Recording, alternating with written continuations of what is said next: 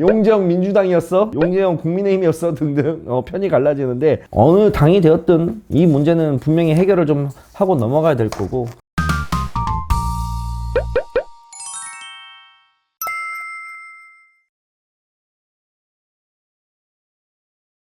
안녕하세요 소장님. 주식을 시작한 지 얼마 안 된 주린이입니다. 궁금한 게 요즘 뉴스에서 국민의힘이 당선되면 금투세 폐지한다고 하더라고요. 금투세라고 하면 금융투자소득세를 말하는 거겠죠. 저는 민주당을 지지합니다만 주식하는 사람 입장에서 국민의힘을 뽑아야 하나 싶기도 하고 제가 알고 있는 금투세는 주식 투자자 대부분 반대한다고 알고 있어요. 애초 금투세가 거래세를 낮추고 투자소득이 5천만 원 이상인 사람들한테서 세금을 걷겠다는 거잖아요. 그럼 99%의 개미들은 오히려 이득이고 돈을 많이 번 1% 투자자들만 세금을 내서 오히려 일반 개미들은 거래세가 줄어들어서 이득이라는데 이 말도 맞는 것 같기도 하고, 저는 5천만 원 이상 수익은 죽어도 안 날 것 같거든요. 소장님의 생각은 어떠한지 궁금합니다. 라고 질문을 남겨주셨네요.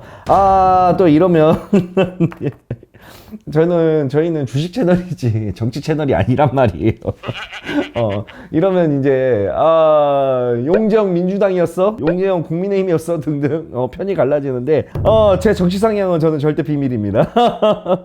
저는 이기는 놈 우리 편, 잘하는 놈 우리 편, 시장에 도움이 되는 편 우리 편. 그런데 제가 제가 17살 때부터 주식 공부를 시작을 해서 20살 때 이제 대학생 때 들어서 처음으로 이제 주식을 시작을 했는데 20년이 넘었죠. 그런 동안 정권이 많이 바뀌었습니다. 이쪽이 될 때도 있었고 이쪽이 될 때도 있었고, 그런데 결국 돌이켜보면 이쪽이나 글쎄요, 뭐 크게 변한 건 같지는 않습니다. 그래서 정치 성향은 여러분들 믿는 걸 하시면 됩니다. 오늘은 그냥 순수하게 금투세 관련해서 좀 이야기를 좀 한번 나눠보려고 해요. 자, 금융투자소득세는 폐지가 되지 않으면 2025년 내년부터 시행이 됩니다. 자, 금융투자소득세는 뭐냐면 여러분들이 이제 5천만 원 이상을 벌었다 치면, 5천만 원 기준이에요. 5천만 원 이상을 벌었다 치면 5천만 원 이상에 대한 세금을 매긴다는 겁니다. 야, 5천만 원 벌었지? 5천만 원 이상에 대한 세금 내야지 라는 거예요. 이 취지가. 이쪽에서 주장하는 거는 금투세를 도입을 하게 되면 우리나라는 기본적으로 5천만 원 이상 버는 사람이 없다예요. 우리나라에는 통계적으로 데이터를 봤을 때 개인 투자자들이 5천만 원 이상을 버는 케이스는 뭐 10%도 안 된다, 5%도 안 된다. 근데 반대쪽에서는 어차피 우리가 주식을 거래를 할 때 이미 모든 세금이 포함이 돼서 거래세에 다 포함이 되고서 하는 건데 5천만 원 이상 소득한가에도 걷게 되면 이거는 이중과세다. 이중과세다라는 말인 거예요. 저는 개인적으로 금투세는 말도 안 되는 거라고 저는 생각을 합니다. 개인적으로는 그렇게 생각을 해요. 일단은 저는 기본적으로 이해를 할 수가 없는 게, 아니 지난 몇십 년간을 이렇게 매매를 해왔단 말이에요. 몇십 년간을. 일단 첫 번째로 저는 정말 짜증나는 게, 왜 5천만 원이라는 건 왜 그러는 거, 도대체 5천만 원이라는 기준은 어디서 나온 건지 모르겠어요. 5천만 원이라는 기준을 왜 잡았는지도 저는 모르겠고, 이중과세라는 거를 결국은 저는 인정을 할 수밖에 없어요. 그리고 가장 짜증나는 게 뭐냐면, 개인적으로 정말 화가 나는 게 부분이 뭐냐면, 개인 투자자들만 5천만 원 이상에 대한 세금을 내는 겁니다. 여러분들. 기관과 외인들이 5천만 원 이상 벌었을 때는 세금을 매기지 않아요. 개인들만 5천만 원 이상 넘어갔을 때 세금을 매긴다는 거예요. 아니, 할 거면 똑같이 해달라 이거예요. 왜 자꾸 개인 투자자들만, 우리가 무슨 봉이야?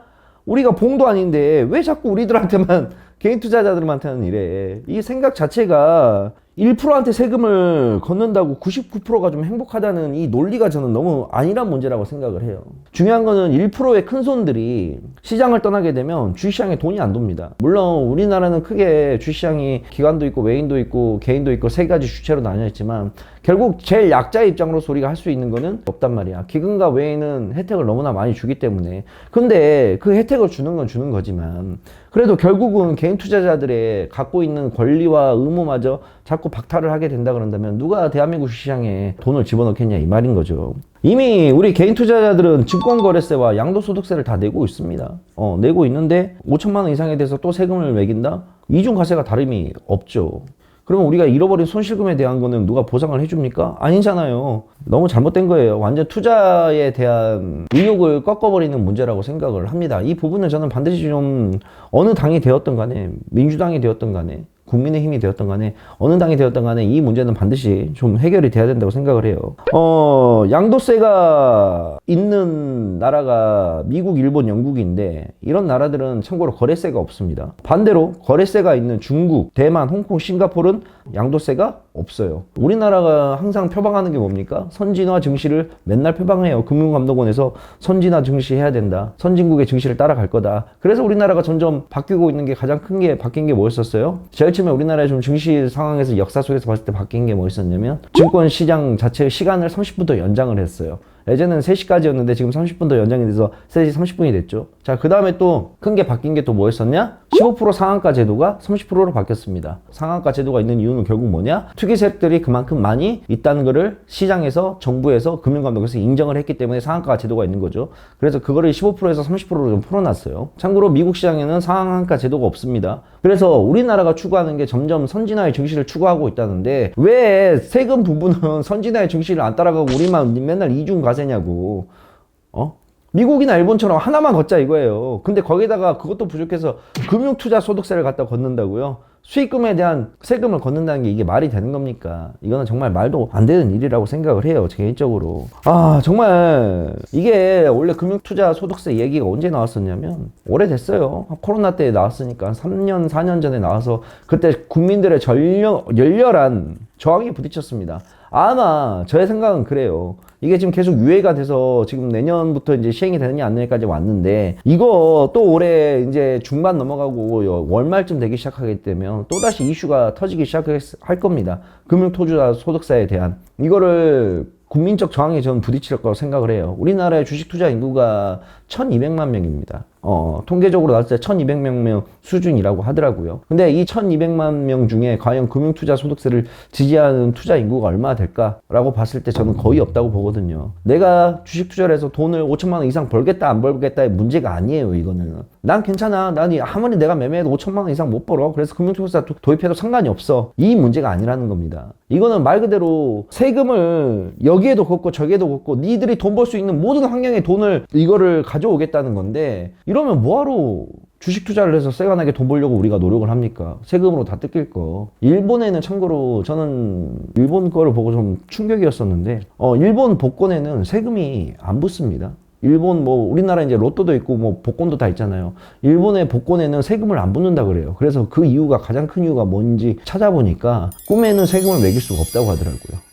야, 얼마나 좀 멋진 말 아닙니까? 우리나라 로또 지금 당첨돼봤자 세금 부과율이 로또를 당첨돼 본 적이 없어서 제가 정확히는 모르겠지만 한 30% 뛰는 걸로 알고 있는데 좀 많이 잘못된 거라고 생각을 해요. 항상 세금은 그렇습니다. 세금이라는 게 나쁘게만 우리가 생각을 할 수가 없는 게 세금을 걷어야지만 나라가 돌아가고 그 다음에 우리가 살고 있는 이런 모든 SOC 환경들 자체가 도로도 정비하고 공원도 만들고 우리의 삶이 좀 더 윤택해지고 그 다음에 또 의료가 됐든 민간 생활이 됐든 이런 부분들이 굉장히 좋다고 생각을 하는데 그거는 항상 적정선에서 사람들이 이해할 만한 수준에서 이루어져야 되는 게 저는 세금이라고 생각하는데 금융투자소득세는 이러한 상식의 범위를 좀 많이 넘어간 게 아닌가라고 생각을 하고 있어요.